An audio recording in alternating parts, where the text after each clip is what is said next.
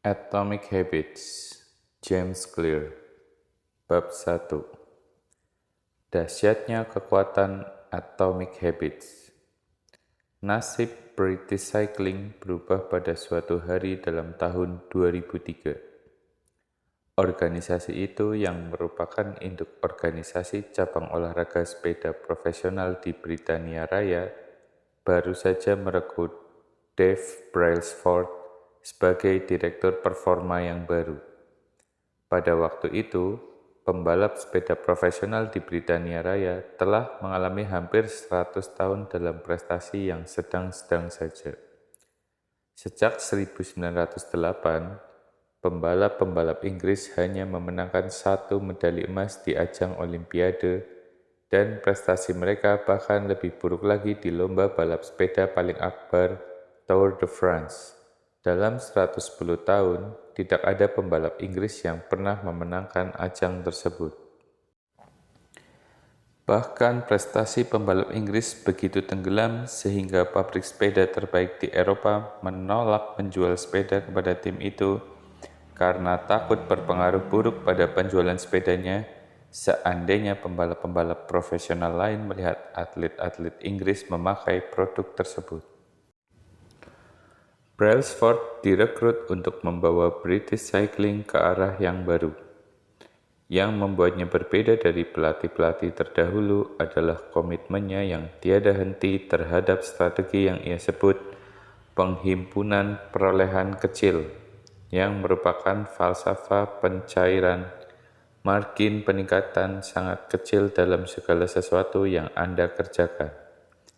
Menurut Brailsford, secara keseluruhan, prinsip ini berasal dari gagasan bahwa jika Anda mengurai segala sesuatu yang dapat Anda pikirkan terkait dengan balap sepeda, dengan perbaikan 1% saja, Anda akan mendapatkan kenaikan yang signifikan ketika menerapkannya bersama-sama sekaligus. Brailsford dan pelatih-pelatihnya mulai dengan membuat penyesuaian-penyesuaian kecil yang bisa diharapkan dari tim pembalap sepeda profesional. Mereka merancang ulang jok sepeda agar lebih nyaman dan mengoleskan alkohol agar pada ban agar cengkramannya lebih baik. Mereka meminta para pembalap memakai celana pendek dengan pemanas listrik guna mempertahankan suhu otot sewaktu bersepeda dan menggunakan sensor-sensor biofeedback untuk memonitor reaksi-reaksi tiap atlet terhadap suatu latihan. Tim menguji bermacam-macam bahan di terowongan angin dan meminta pembalap-pembalap jalan raya beralih mengenakan kostum balap indoor yang terbukti lebih ringan dan aerodinamis. Akan tetapi, mereka tidak berhenti di situ. Brailsford dan timnya terus berburu perbaikan-perbaikan 1% di bagian-bagian yang terlewatkan atau tak terduga. Mereka menguji bermacam-macam gel pijat untuk melihat mana yang menghasilkan pemulihan otot paling cepat.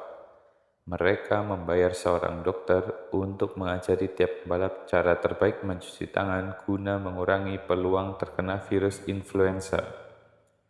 Mereka menentukan jenis bantal dan kasur yang memungkinkan tidur lebih nyenyak bagi tiap pembalap. Mereka bahkan mengecat bagian dalam truk tim dengan warna putih yang memudahkan mereka melihat debu-debu kecil yang biasanya tidak langsung terdeteksi, padahal beresiko menurunkan performa sepeda yang telah di-setel dengan baik. Ketika perbaikan-perbaikan ini, berikut ratusan perbaikan kecil lain diakumulasikan, hasilnya datang lebih cepat daripada yang pernah dibayangkan. Hanya 5 tahun sejak Brailsford direkrut, tim British Cycling mendominasi baik balap sepeda jalan raya maupun sirkuit di ajang Olimpiade 2008 di Beijing, tempat mereka secara dahsyat memenangkan 60% dari total medali emas yang diperebutkan. 4 tahun kemudian, ketika Olimpiade diselenggarakan di London, atlet-atlet Inggris menaikkan batas minimal prestasi mereka dan membuahkan 9 rekor Olimpiade serta 7 rekor dunia.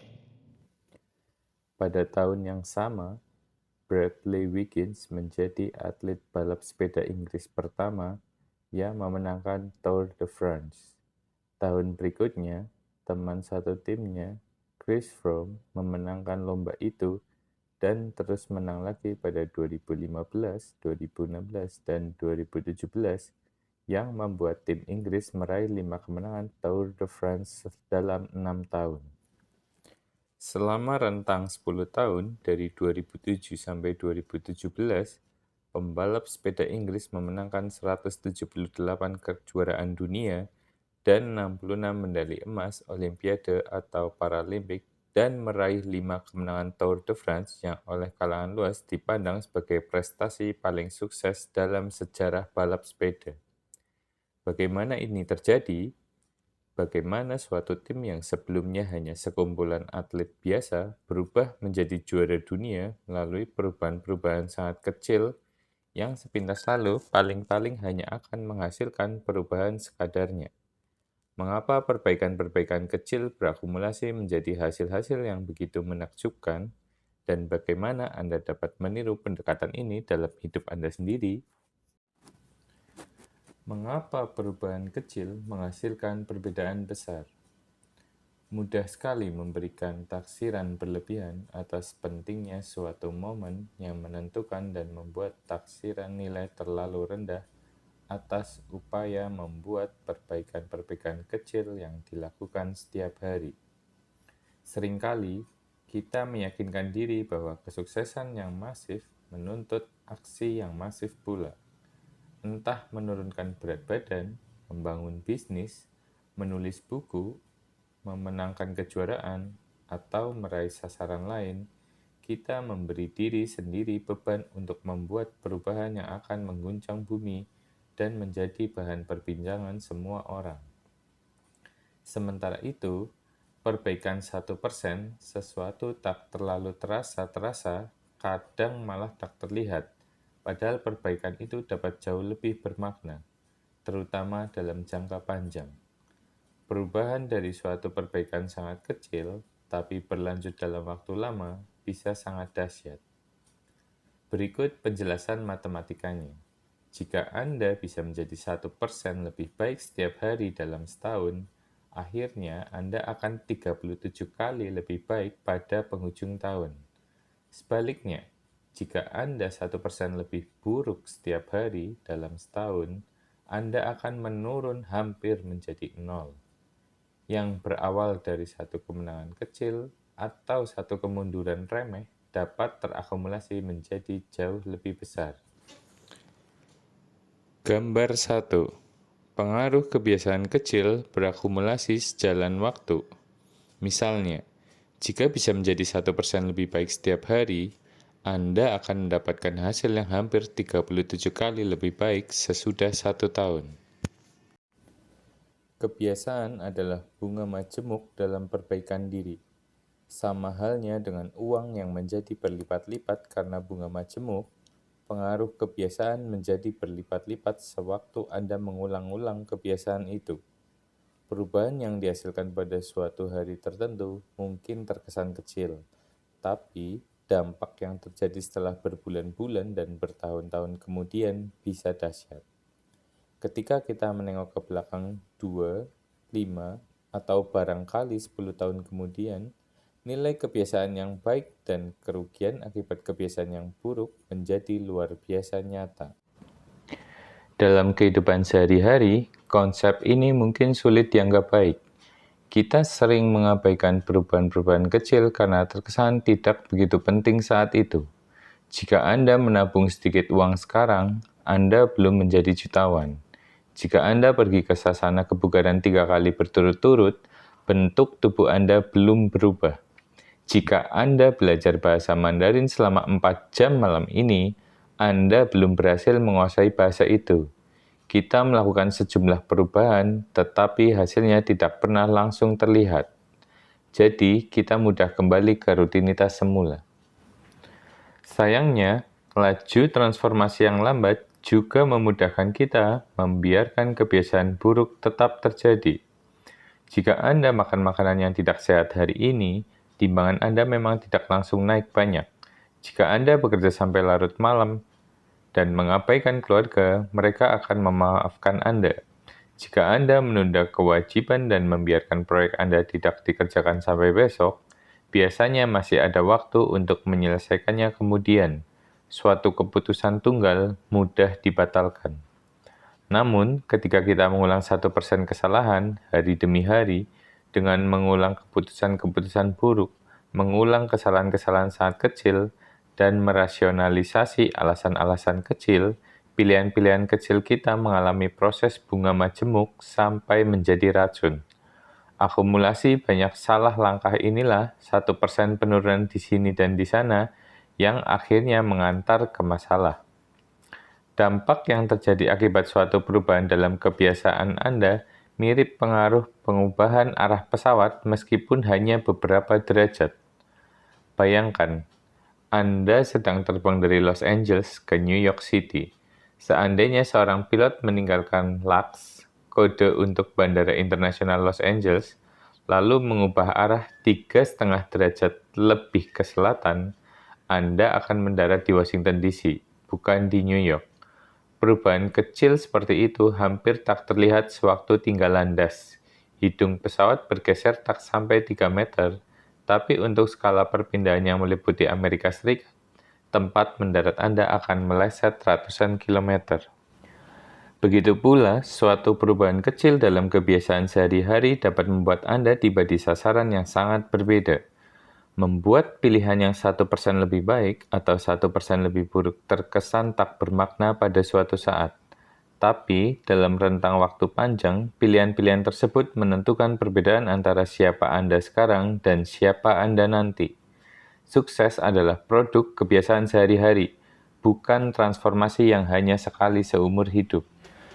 Itu berarti, tak penting seberapa sukses atau seberapa gagal Anda saat ini. Yang penting adalah apakah kebiasaan-kebiasaan Anda menempatkan Anda pada jalur menuju kesuksesan atau tidak. Anda harus jauh lebih peduli pada arah tujuan Anda saat ini daripada hasil-hasil saat ini.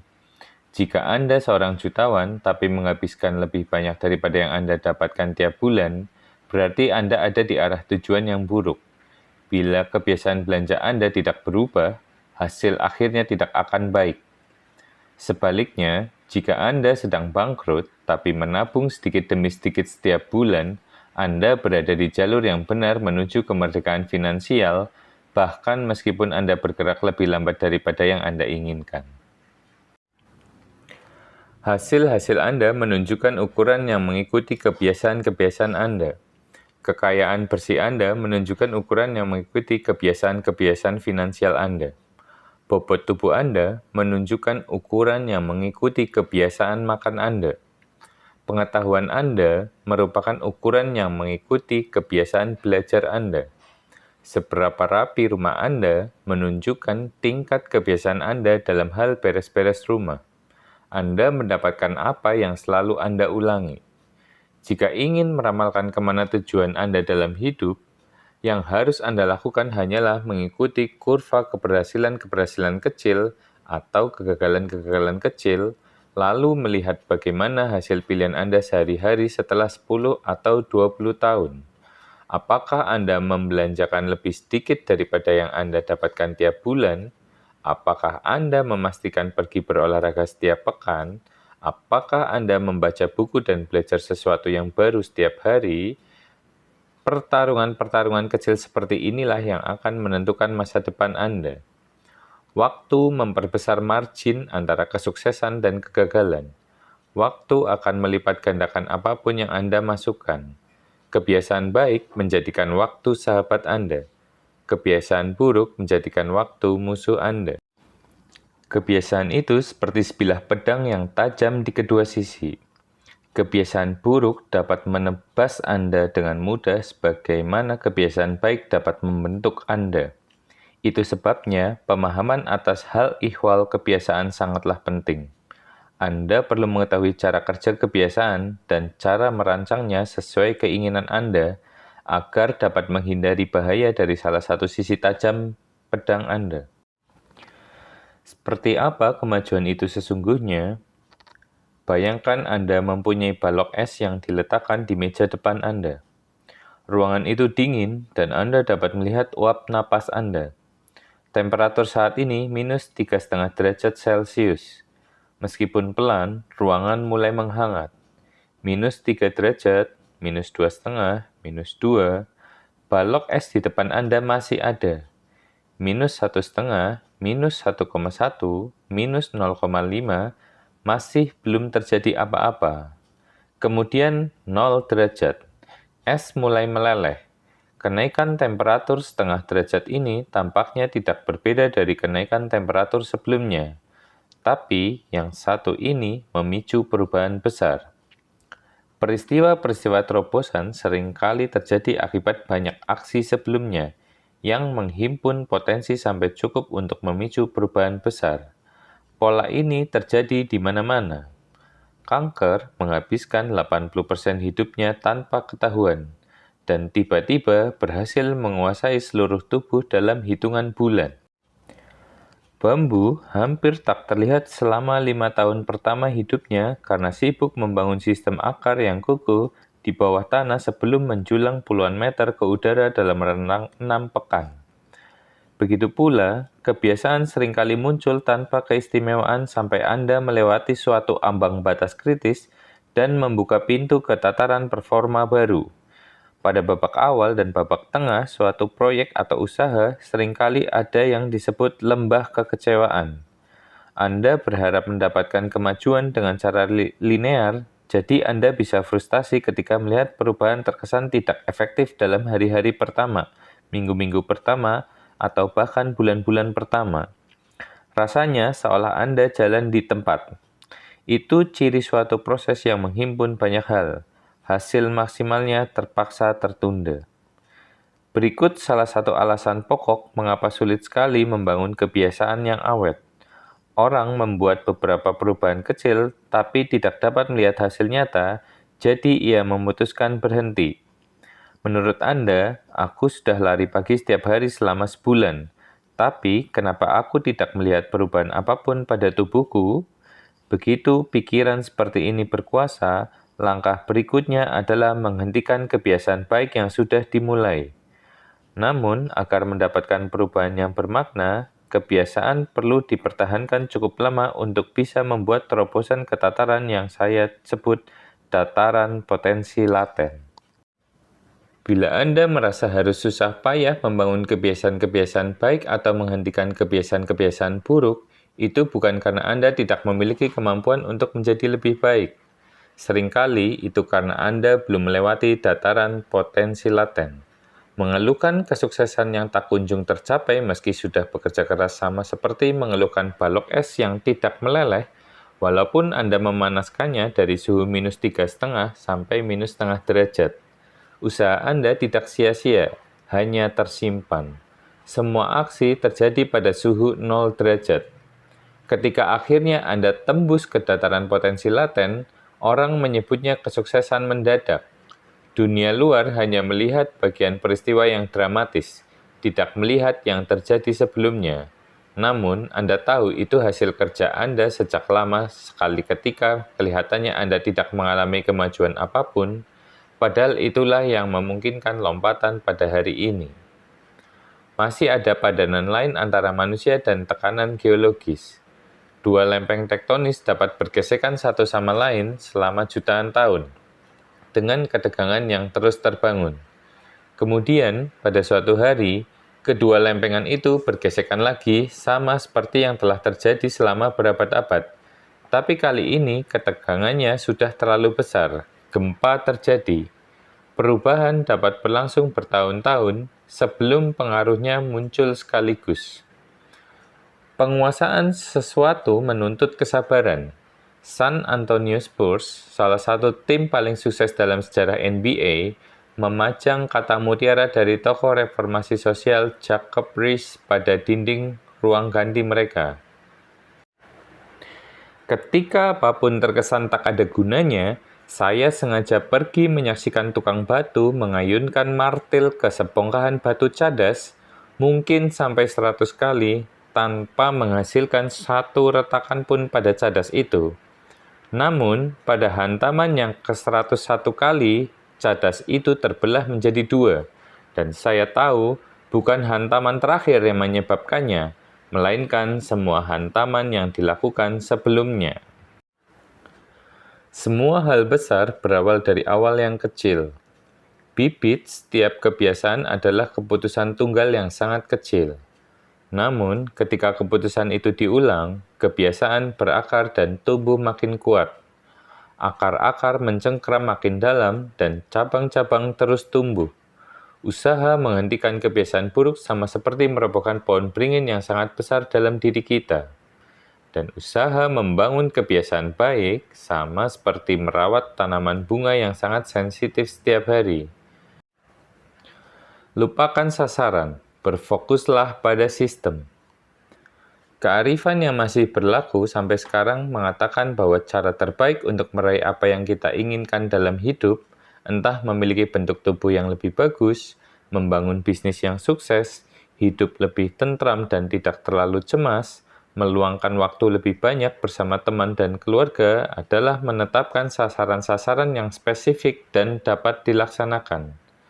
Untuk waktu yang lama, ini pula pendekatan yang saya pakai terkait dengan kebiasaan.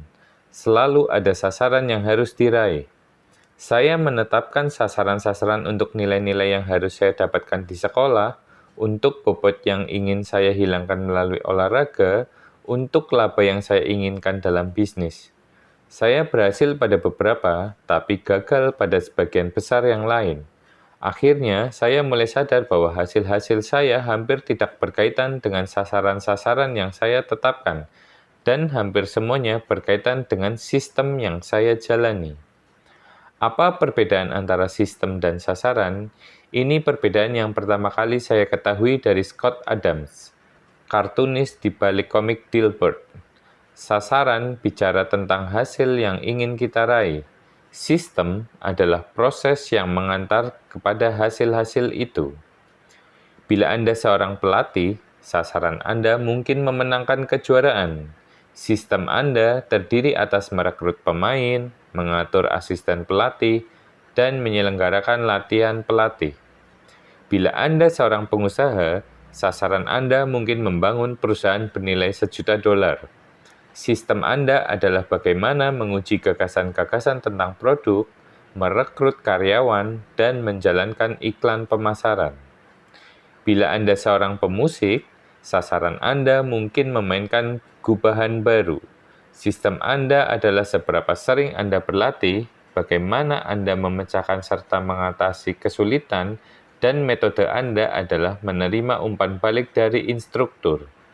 Sekarang, pertanyaan yang menarik, jika Anda mengabaikan sepenuhnya sasaran-sasaran Anda dan berfokus hanya pada sistem, apakah Anda akan masih berhasil? Sebagai contoh, jika Anda seorang pelatih bola basket dan mengabaikan sasaran memenangkan kejuaraan serta berfokus hanya pada yang dikerjakan tim, dalam latihan setiap hari, apakah Anda masih mendapatkan hasil? Menurut saya, Anda akan berhasil. Sasaran dalam olahraga apapun adalah menyelesaikannya dengan skor terbaik. Tapi, pasti sangatlah konyol kalau selama pertandingan tim menghabiskan waktu untuk melihat papan nilai. Cara satu-satunya untuk benar-benar menang adalah menjadi lebih baik setiap hari. Seperti ungkapan juara Super Bowl 3 kali Bill Walsh. Nilai akan datang dengan sendirinya. Ini berlaku pula untuk bidang-bidang kehidupan lain.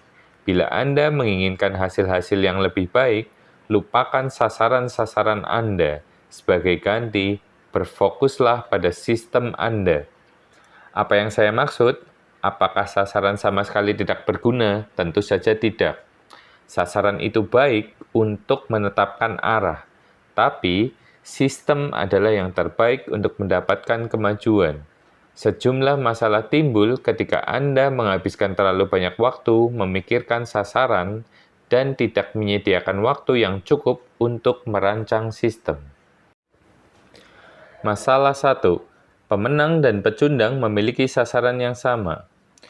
Yang berfokus pada penetapan sasaran cenderung mengalami kasus survivorship bias yang serius. Kita berkonsentrasi pada orang-orang yang akhirnya menang, Orang-orang yang selamat dan secara keliru mengandaikan bahwa sasaran-sasaran ambisius telah mengantar mereka ke kesuksesan, mengabaikan semua orang yang memiliki tujuan sama tapi tidak berhasil meraih sasaran. Setiap peserta Olimpiade ingin memenangkan medali emas. Setiap calon karyawan ingin mendapatkan pekerjaan. Dan kalau orang sukses dan orang gagal memiliki sasaran yang sama, berarti sasaran bukan pembeda antara pemenang dan pecundang. Bukan sasaran memenangkan Tour de France yang mendorong atlet balap sepeda Inggris menjadi terunggul dalam olahraga ini. Berdasarkan nalar, setiap tahun mereka ingin memenangkan perlombaan itu, sama seperti setiap tim profesional lain. Sasaran itu selalu sudah ada. Baru ketika menerapkan sistem dengan perbaikan-perbaikan kecil secara terus-meneruslah, mereka meraih hasil yang istimewa. Masalah 2. Meraih sasaran hanya perubahan sesaat. Bayangkan ada ruangan yang berantakan dan sasaran Anda adalah merapikannya. Bila mendapat tenaga untuk merapikannya, Anda akan memiliki ruangan yang bersih untuk saat ini. Akan tetapi, jika mempertahankan kebiasaan malas dan jorok yang telah menjadikan kamar Anda berantakan, dalam waktu tidak lama Anda akan melihat setumpuk sampah baru dan berharap mendapatkan semburan motivasi lagi untuk merapikan ruangan Anda. Anda akan terus mengejar hasil yang sama karena tidak pernah mengubah sistem di baliknya. Anda mengobati gejala tanpa mengatasi sumber penyebabnya. Meraih sasaran hanya mengubah hidup Anda untuk sesaat. Itu kontraintuitif dengan perbaikan. Kita mengira yang perlu diubah adalah hasil, padahal masalah tidak terletak pada hasil. Yang sungguh perlu kita ubah adalah sistem-sistem yang menyebabkan hasil-hasil tersebut. Ketika memecahkan masalah di tingkat hasil, Anda hanya memecahkan masalah untuk sementara. Agar dapat menjadi lebih baik, Anda perlu memecahkan masalah di tingkat sistem. Benahi masukan, maka keluaran akan menjadi benar dengan sendirinya. Masalah 3. Sasaran membatasi kebahagiaan Anda. Pengandaian tersirat di balik setiap sasaran adalah sebagai berikut. Begitu aku meraih sasaranku, aku akan bahagia. Masalah dalam mentalitas yang mendahulukan sasaran adalah Anda terus menjauhkan diri dari kebahagiaan sampai Anda beralih ke tonggak sasaran berikutnya. Saya berkali-kali dan tak terhitung banyaknya terperosok dalam jebakan ini. Selama bertahun-tahun, kebahagiaan selalu menjadi sesuatu yang ingin saya nikmati di masa mendatang. Saya berjanji pada diri sendiri bahwa begitu masa otot saya naik 10 kg, atau setelah bisnis saya diulas di New York Times, saya baru akan beristirahat sejenak. Lebih lanjut, sasaran menciptakan konflik, entah ini atau itu, entah Anda meraih sasaran dan sukses, atau Anda gagal dan merasa kecewa. Anda secara mental memasang kotak untuk mengurung diri dalam versi kebahagiaan yang sempit. Ini menyesatkan. Mustahil jalan Anda sesungguhnya dalam hidup akan tepat sesuai dengan apa yang ada di benak Anda ketika menetapkan suatu sasaran. Membatasi kepuasan Anda berdasarkan satu skenario tidaklah masuk akal ketika ada banyak jalan lain yang dapat ditempuh untuk meraih kesuksesan. Mentalitas mendahulukan sistem menyediakan antidot untuk ini. Ketika Anda jatuh cinta pada proses, bukan pada produk, Anda tidak harus menunggu ketika ingin memberi kesempatan kepada diri sendiri untuk bahagia. Anda dapat merasa puas kapanpun ketika sistem Anda berjalan. Dan sistem dapat menjadi sukses dalam banyak bentuk beragam, tidak hanya yang pertama kali Anda bayangkan. Masalah 4. Sasaran tidak bersesuaian dengan kemajuan jangka panjang. Akhirnya, pola pikir berorientasi sasaran dapat menciptakan efek yo-yo.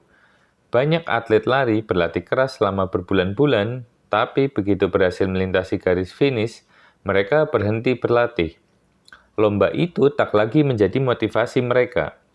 Ketika semua kerja keras Anda difokuskan pada sasaran tertentu, apa yang tersisa untuk mendorong maju Anda setelah sasaran itu tercapai? Itulah sebabnya banyak orang kembali ke kebiasaan-kebiasaan lama setelah suatu sasaran tercapai. Tujuan menetapkan sasaran adalah memenangkan pertandingan. Tujuan membangun sistem adalah terus berprestasi dalam olahraga yang sama. Pemikiran jangka panjang yang sejati adalah berpikir tentang sedikit sasaran. Orang tidak bicara tentang kesuksesan tunggal. Orang bicara tentang siklus perbaikan yang tiada akhir dan terus-menerus. Akhirnya, komitmen Anda terhadap proseslah yang akan menentukan kemajuan Anda. Sistem yang disebut Atomic Habits. Bila Anda merasa sulit mengubah kebiasaan, masalah bukan terletak pada diri Anda. Masalahnya ada pada sistem Anda.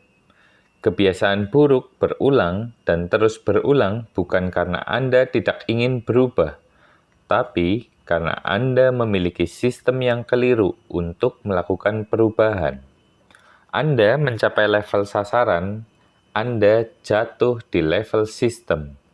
Berfokus pada sistem keseluruhan, bukan sasaran tunggal, adalah salah satu tema pokok buku ini. Ini juga salah satu makna lebih dalam di balik kata atomic. Anda sekarang mungkin sadar bahwa atomic habit merujuk ke suatu perubahan sangat kecil, peralihan sangat remeh, perbaikan yang hanya 1%. Namun, atomic habit bukan hanya kebiasaan-kebiasaan lama manapun, kendati kecil. Atomic habit adalah kebiasaan-kebiasaan kecil yang merupakan bagian dari sistem yang lebih besar. Sama seperti atom-atom yang membentuk molekul, atomic habit adalah unsur pembentuk hasil-hasil yang luar biasa. Kebiasaan itu seperti atom dalam hidup kita. Tiap kebiasaan merupakan satuan mendasar yang ikut membentuk perbaikan secara keseluruhan. Pada awalnya, rutinitas sangat kecil ini terkesan tak bermakna, tapi sejalan dengan waktu akan saling membangun dan menjadi bahan bakar untuk kemenangan-kemenangan lebih besar yang berlipat ganda sampai tingkat yang jauh lebih besar daripada biaya investasi awal. Atomic habit itu kecil sekaligus sangat besar. Inilah makna frasa atomic habit, praktik teratur atau rutin yang tak hanya kecil serta mudah dilaksanakan, tapi juga sumber kekuatan yang luar biasa, komponen sistem pertumbuhan dengan bunga majemuk. Ringkasan bab 1. Kebiasaan adalah bunga majemuk dalam proses perbaikan diri. Menjadi 1% lebih baik setiap hari ikut berperan dalam kemajuan besar jangka panjang. 2. Kebiasaan itu seperti pedang dengan dua sisi. Kebiasaan bisa menguntungkan, dapat menjadi teman, atau menjadi lawan. Itulah sebabnya kita wajib memahami seluk-beluknya. 3. Perubahan-perubahan kecil seringkali terlihat tidak memberikan perbedaan sampai Anda menembus ambang batas kritis. Hasil paling dahsyat dalam proses bunga majemuk tidak langsung terjadi. Anda perlu bersabar. 4. Atomic habit adalah kebiasaan kecil yang merupakan bagian dari sistem yang lebih besar. Sama seperti atom ikut membangun molekul, atomic habit adalah unsur pembangun hasil-hasil yang menakjubkan. 5. Jika menginginkan hasil yang lebih baik, jangan memusingkan sasaran dahulu. Sebagai gantinya, berfokuslah pada sistem Anda. 6. Anda tidak mencapai level sasaran. Anda jatuh di level sistem. Bersambung ke bab 2.